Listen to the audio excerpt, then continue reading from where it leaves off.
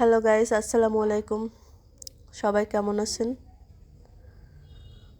আমি আজকে আসলে আপনাদের সামনে একটি লং ভিডিও নিয়ে আসলাম। আশা করছি সবার ভালো লাগবে।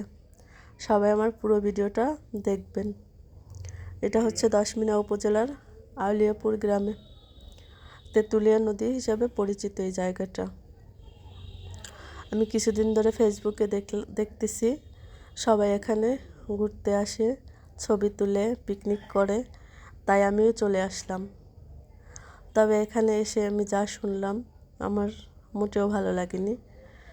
তাও আমি ঘুরে ঘুরে দেখলাম, ভিডিও করলাম, ছবি তুললাম। এখানে এই যে গাছপালা দেখতেছেন, এখানে অনেক হাজার হাজার মানুষের ঘরবাড়ি ছিল, এগুলো নাকি সব নদী ভাঙনে চলে গেছে। বাট দেখে আমার খুব খারাপ লাগছে। আসলে যার যায় সেই বুঝে হারানোর যন্ত্রণা।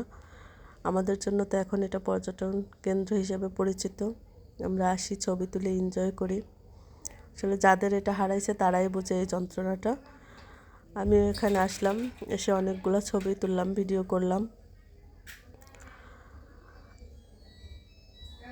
আমি যেখানে দাঁড়িয়ে আছি এখানে একটা বাড়ি ছিল। এই যে দেখেন, এখন আমি যাচ্ছি যেখানে, সেখানে মনে হয় 2-1 দিনে এটা হয়েছে। এই যে গাছগুলো পড়ে আছে, গাছের গোড়া, ওইগুলো হয়তো অনেক দিন আগের, কিন্তু আমি যে গাছটার পাশে দাঁড়িয়ে আছি, যে এখন আমি যাচ্ছি, সে গাছটা মনে হয় 2-1 দিনে পড়ে গেছে। গাছটাতে একটা নারিকেল ছিল, যে আমি এখন নারিকেল গাছটা দেখতে যাচ্ছি।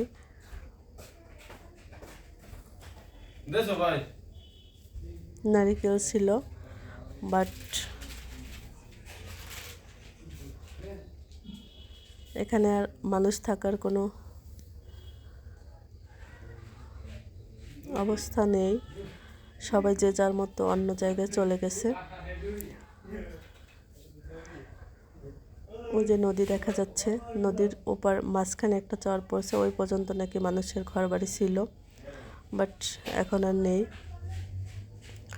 আমি এই যে একটা খালি বাড়ির ভিতরে ঢুকলাম, ঢুকে দেখলাম যে এখানে শুধুই গাছপালা, পুকুর এগুলো আছে, কিন্তু কেউ থাকছে না। সবাই আর কি রাস্তার ওপারে চলে গেছে, বা যে যার মতো বাড়ি করে চলে গেছে।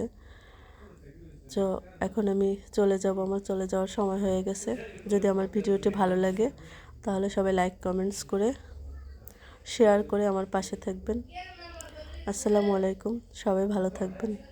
আল্লাহ হাফেজ। আমি আবার অন্য একটি ভিডিও নিয়ে হাজির হব আপনাদের সামনে।